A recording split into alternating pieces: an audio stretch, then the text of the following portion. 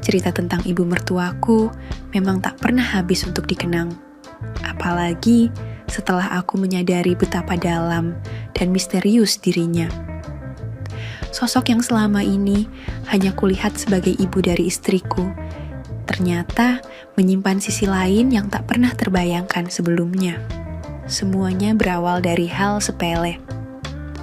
Suatu siang yang sunyi, ketika aku sedang tak ada pekerjaan, hanya duduk santai di ruang tamu. Sudah 3 bulan aku menganggur, anak pun belum ada.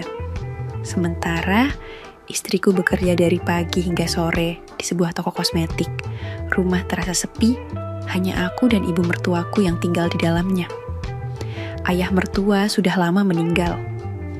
Usianya sekitar 45 tahun, tapi penampilannya begitu awet muda. Kulitnya cerah, tubuhnya gemulai, dan wajahnya tak kalah cantik dibanding istriku. Bedanya, beliau lebih pendiam, lebih tenang, dan entah kenapa, justru itu yang membuatnya semakin menarik di mataku. Siang itu, aku melihatnya tertidur di sofa, di depan televisi yang masih menyala menayangkan sinetron siang. Ia terlihat begitu damai, dengan nafas teratur dan wajah yang tampak lelah, namun lembut. Tapi pandanganku tertahan ketika melihat ujung dasternya tersingkap sedikit, memperlihatkan sesuatu yang seharusnya tidak kulihat. Seketika, hatiku bergejolak. Aku sempat terpaku, tubuhku kaku dalam dilema, ingin rasanya memalingkan wajah, tapi ada dorongan lain yang menahanku.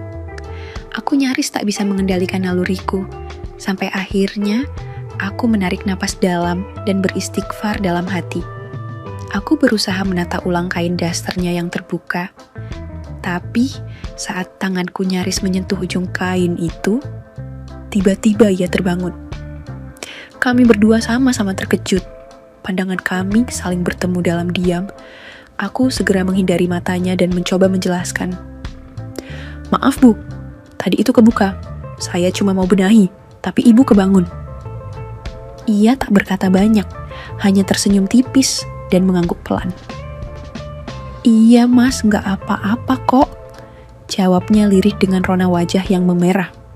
Sejak kejadian itu, entah bagaimana, hubungan kami jadi lebih dekat. Kami jadi lebih sering bicara, berbagi cerita, bahkan sesekali tertawa bersama di dapur atau di teras rumah. Ada sesuatu yang berubah, perlahan tapi nyata. Sebuah kedekatan yang tak terduga, hadir dari celah-celah keheningan rumah, saat hanya ada kami berdua dan rahasia yang tumbuh di antara kebisuan. Sejak hari itu, ada sesuatu yang berubah di antara kami. Sesuatu yang tak terlihat, tapi terasa. Pandangannya padaku jadi berbeda, lebih lama, lebih dalam. Kadang-kadang aku menangkap senyumnya saat aku sedang menunduk. Senyum kecil, tapi cukup membuat hatiku bergetar. Aku pun mulai merasa aneh dengan diriku sendiri. Setiap kali ibu mertuaku lewat di depan kamar, aroma tubuhnya seperti sengaja tertinggal di udara. Harum lembut yang sulit dijelaskan, tapi selalu mengganggu pikiranku. Suatu sore, saat hujan turun dan petir sesekali menyambar, aku duduk sendirian di dapur, menikmati kopi hangat. Ibu mertuaku tiba-tiba masuk, mengenakan daster yang baru, warna biru muda dengan rambut setengah basah. Mas hujan ya? Tanyanya sambil memeras ujung rambutnya. Aku hanya mengangguk, tapi mataku entah kenapa tak bisa lepas dari cara ia berdiri di depanku, lembut, tenang, dan terlalu dekat. Dia tersenyum, tumben diam, biasanya banyak omong. Aku ikut tersenyum. Lagi mikir bu? Mikir apa? Nggak tahu, mungkin mikir kenapa sore ini rasanya beda. Kami tertawa kecil, tapi di balik tawa itu ada sesuatu yang tak terucap. Ketegangan tipis yang menggantung seperti uap dari cangkir kopi. Ia lalu duduk di seberangku, pandangan matanya tak lepas dariku. Mas beneran gak kerja sama sekali sekarang? Tanyanya sambil menyesat tehnya. Aku menggeleng. Belum ada panggilan bu, lagi usaha kirim lamaran kemana-mana. Dia mengangguk pelan, lalu memandangku lama. Kalau ibu minta tolong bantuin ibu beres-beres rumah, kira-kira mas mau? Tentu mau bu, apa aja, yang penting nggak nganggur terus. Ya udah, besok bantuin ibu bersihin kamar atas ya, udah lama nggak dibuka. Aku mengangguk, tapi jantungku berdetak lebih cepat dari biasanya. Kamar atas, tempat yang katanya dulu disiapkan untuk tamu, tapi bertahun-tahun tak pernah digunakan. Kenapa tiba-tiba sekarang dibuka? Dan kenapa aku yang disuruh bantu? Sore itu, ketika ia berlalu ke kamarnya, aku hanya bisa menatap punggungnya. Ada sesuatu dalam caranya melangkah yang membuat pikiranku tak bisa diam. Besoknya, kamar atas bukan cuma akan terbuka, tapi mungkin juga pintu rahasia yang selama ini terkunci di hati kami berdua. Pagi itu, langit mendung, awan menggantung seperti perasaan yang tak terucap. Aku berdiri di depan kamar atas, menatap pintunya yang berdebu. Ibu mertuaku muncul dari balik tangga, membawa lap dan sapu. Mas, bantuin angkat barang-barang aja ya. Nanti ibu yang bersihin debunya, katanya sambil tersenyum kecil. Aku mengangguk. Kami mulai bekerja dalam diam. Sesekali tangan kami bersentuhan saat memindahkan kardus. Setiap kali itu terjadi, ada listrik halus yang menjalar lewat kulitku. Dan aku tahu, dia juga merasakannya.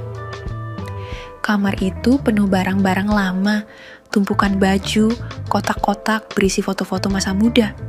Beberapa gaun yang entah kenapa masih wangi meski sudah bertahun-tahun tersimpan.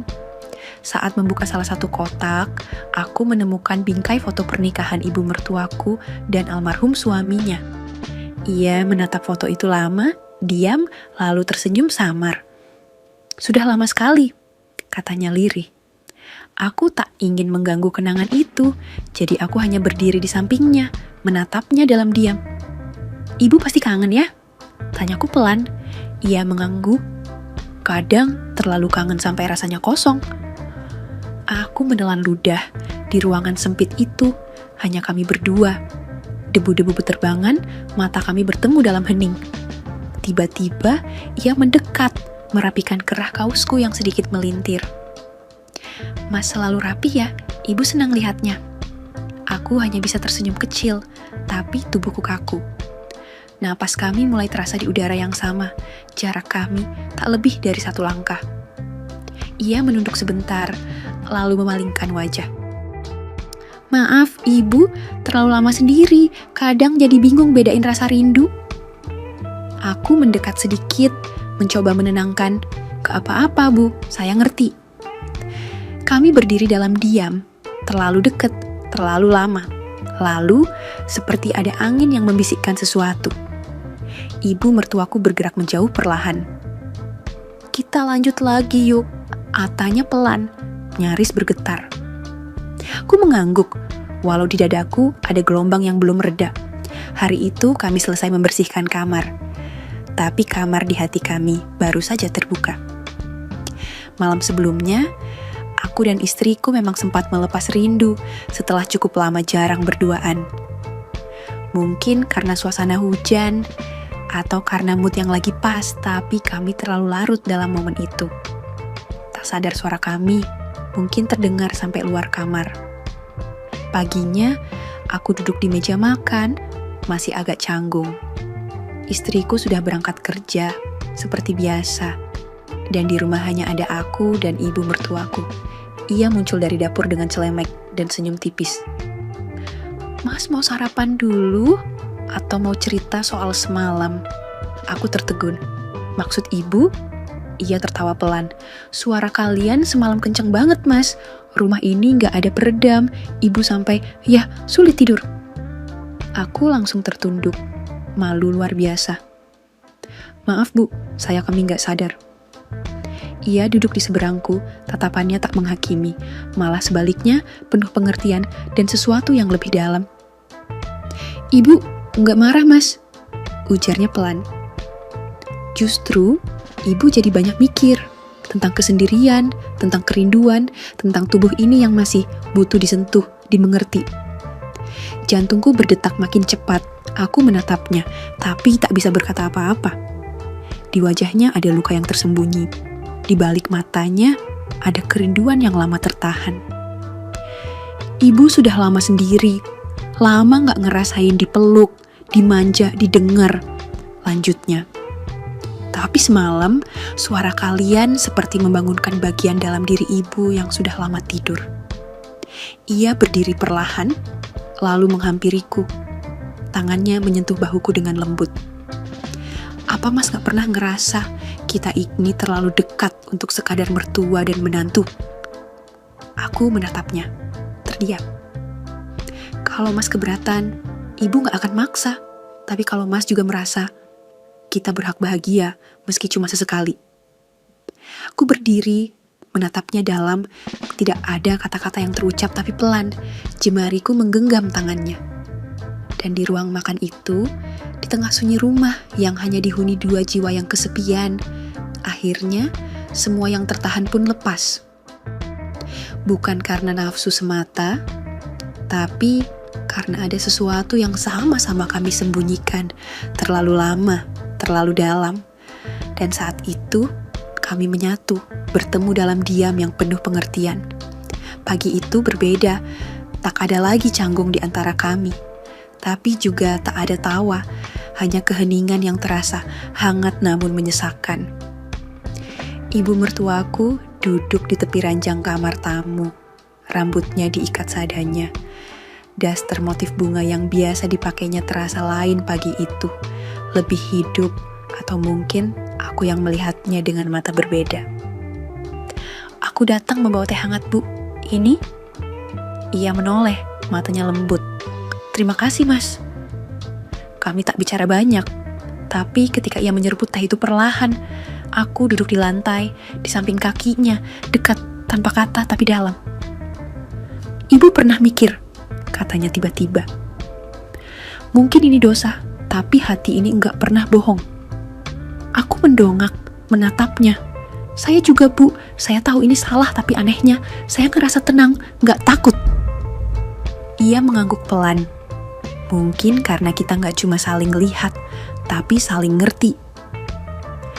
Ibu enggak pernah bisa ngobrol kayak gini sama siapapun, bahkan sama almarhum dulu. Tanganku terangkat, memegang tangannya yang menggigil pelan. Mas, bisiknya.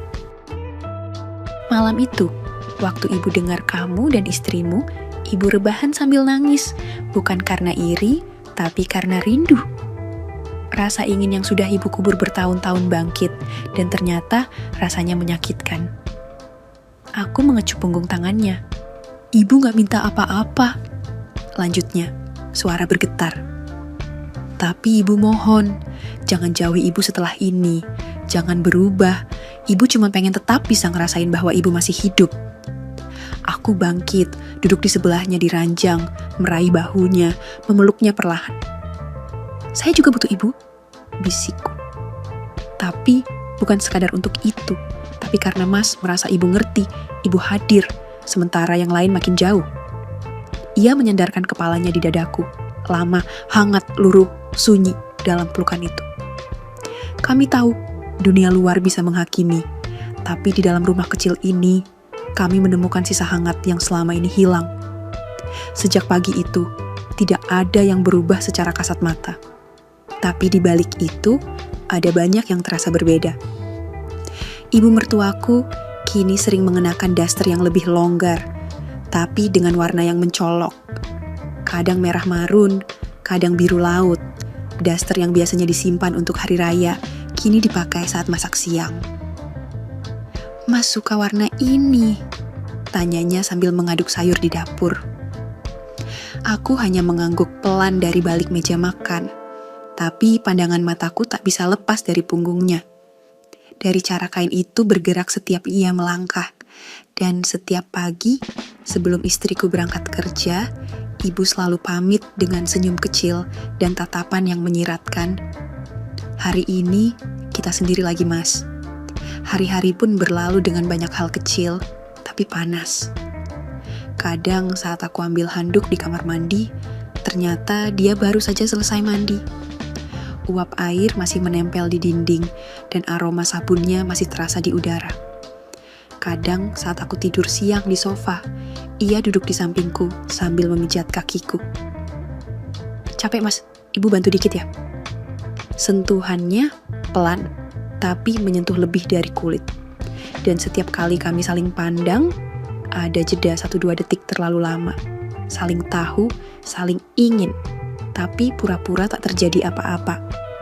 Suatu sore, hujan turun deras, istriku pulang lebih lambat karena toko lembur bersih-bersih.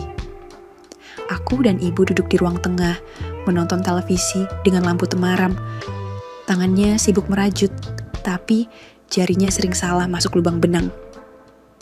Mas, katanya lirih, ibu punya mimpi aneh tadi siang.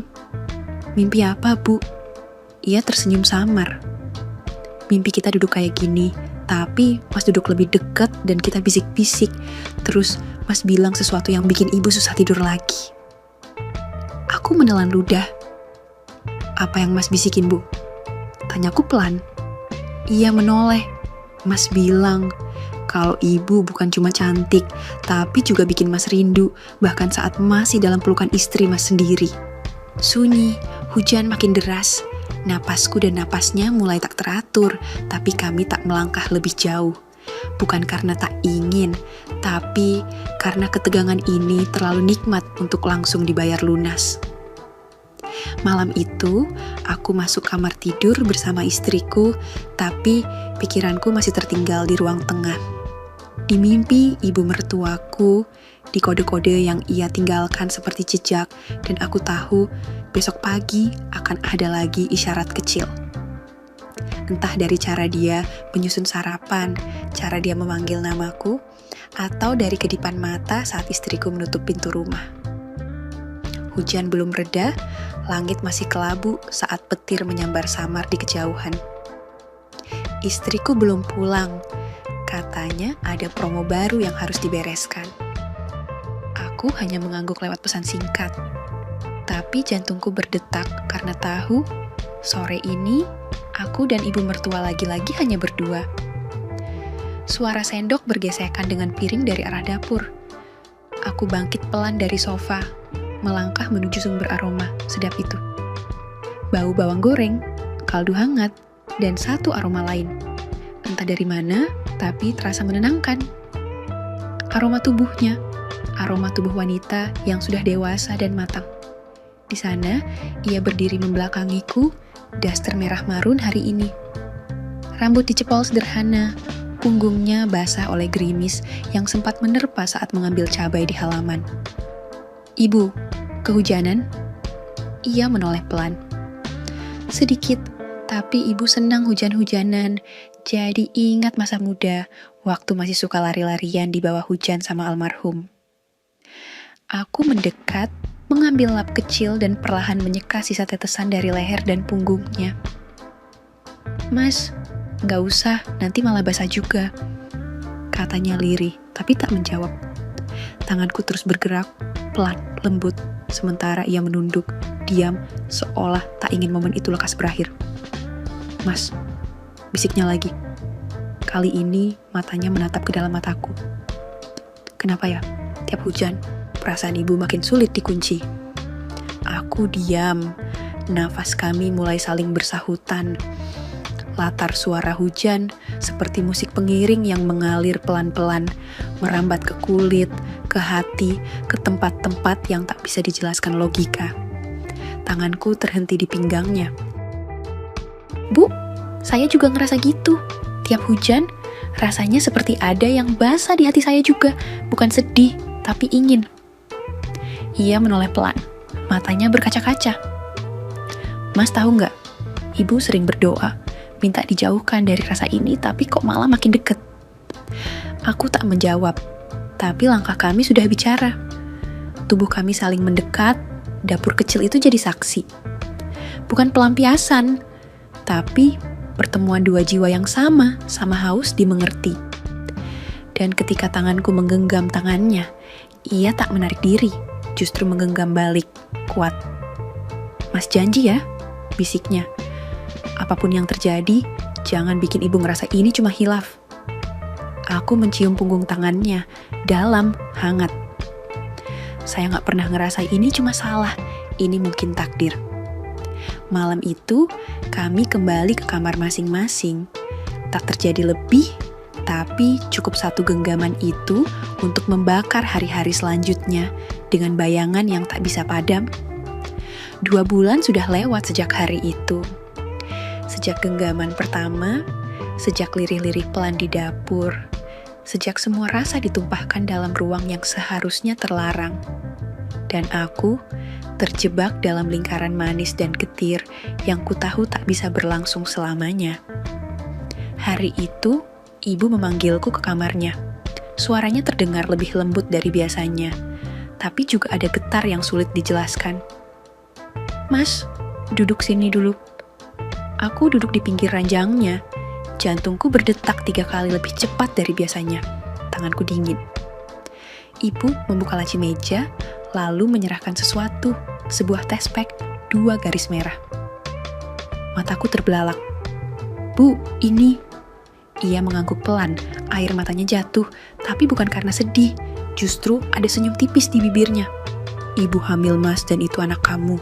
Aku tak bisa berkata-kata. Antara panik, takut, terharu, dan entah kenapa, bagian terdalam dari diriku justru terasa hangat. Aku akan jadi ayah. Sesuatu yang selama ini tak kunjung datang dari istriku. 5 tahun menikah, kosong tapi sekarang. Aku seneng bu, ucapku lirih. Tapi juga takut. Takut kalau semuanya jadi berantakan. Ibu mengangguk, wajahnya lembut.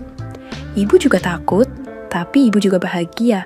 Dulu ibu pikir ibu sudah selesai dengan dunia ini, tapi kamu hadir, dan ibu merasa hidup lagi. Tanganku menggenggam perutnya. Perlahan, belum terlihat. Tapi aku tahu di dalam sana ada darah dagingku sendiri. Anak yang datang dari cinta yang salah, tapi nyata. Aku janji jaga ibu dan anak ini, apapun yang terjadi. Ia mengangguk. Tapi jangan sampai istrimu tahu, jangan sampai ada yang tahu. Ini rahasia kita mas, sampai waktu yang tepat. Di luar kamar, suara motor istriku terdengar masuk garasi. Kami sama-sama terdiam, tapi hati kami kini tak bisa lagi kembali seperti dulu. Pagi itu, aku bangun seperti biasa. Sinar matahari masuk dari sela tirai kamar. Tapi ada yang aneh. Suasana rumah sunyi, tak ada aroma kopi dari dapur. Tak terdengar suara sendok beradu dengan piring seperti biasanya. Tak ada ibu. Aku panggil namanya, Bu. Tak ada jawaban. Di meja makan hanya ada selembar kertas, tulisan tangan yang kutahu pasti milik ibu. Mas, ibu pamit ya? Ibu sudah bilang semuanya ke istrimu. Ibu akan pulang kampung menjalani hidup baru. Jaga dirimu, jaga rahasia kita. Jangan cari ibu lagi. Aku membeku, jantungku seperti jatuh ke lantai. Istriku lewat di belakangku. Wajahnya datar, tak ada marah, tak ada tangis, tapi aku tahu, ia sudah tahu. Entah bagaimana ibu menjelaskannya, dan sejak hari itu, segalanya berubah. Kami seperti 2 orang asing dalam satu rumah. Rumah yang dulu hangat, kini hanya terasa penuh sunyi. 2 bulan berlalu. Sore itu, kami menerima undangan lewat grup keluarga. Foto ibu terpampang di atas undangan digital itu, berdiri di samping seorang pria berusia sekitar 50-an. Namanya Pak De Rusman, tetangga kampung yang baru saja ditinggal mati istrinya. Alhamdulillah, Ibu Halimah dan Bapak Rusman akan melangsungkan pernikahan. Aku hanya bisa duduk lemas menatap layar. Di situ juga tertulis dalam kondisi 2 bulan kehamilan. Tanganku gemetar. Aku buka WA pribadi. Ada satu pesan dari ibu. Mas jangan sedih. Anak ini akan ibu besarkan dengan penuh kasih sayang. Tapi ibu juga berhak bahagia. Dan kamu, jaga istrimu baik-baik ya. Ibu sudah cukup bahagia dengan kenangan kita. Aku tersenyum pahit. Di satu sisi, aku lega. Di sisi lain, aku tahu, ini akhir dari cerita yang tak akan bisa aku bagi ke siapapun. Hanya aku, ibu, dan kini Pak De Rusman yang tahu siapa sebenarnya ayah dari anak itu. Dan begitulah, cinta diam-diam itu pergi, bersama dus buku kenangan dan aroma kopi pagi yang tak pernah lagi kurasakan. Dalam hidup, tak semua kisah cinta datang dari jalan yang benar. Terkadang, rasa tumbuh di tempat yang salah, pada waktu yang salah, dan kepada orang yang seharusnya tidak kita miliki. Namun, dari semua kekeliruan itu, kita belajar bahwa kebahagiaan bukan selalu soal memiliki, tapi tentang bagaimana melepaskan dengan ikhlas. Setelah sebelumnya saling mengisi dengan cara yang hanya mereka berdua yang mengerti. Cinta diam-diam ini mungkin salah menurut banyak orang, tapi ia juga membawa cahaya kecil bernama harapan, seorang anak, sebuah awal baru, dan dari semua itu, satu hal yang harus diingat. Jangan bermain api jika tak siap terbakar. Tapi, jika sudah terbakar, jangan menyangkal hangatnya yang pernah membuatmu hidup kembali. Tamat. Oke, segitu dulu untuk kali ini dan semoga kalian, bosku semua terhibur hari ini ya. Sekali lagi, tidak pernah lupa Mimin ingin mengingatkan bahwa tidak ada maksud untuk merusak moral. Tapi di sini, kami selaku admin channel Makyem hanya berbagi pengalaman dari viewer saja yang tentu saja tidak untuk ditiru. Terima kasih sudah mau mendengarkan kisah nyata ini. Ambil baiknya dan buang buruknya dari cerita kisah ini. Semoga hal seperti ini tidak terjadi kepada kita semua, bosku. Dan semoga kita semua dilindungi dari mara bahaya. Amin ya Rabbal Alamin. Terima kasih dan sampai jumpa di cerita selanjutnya.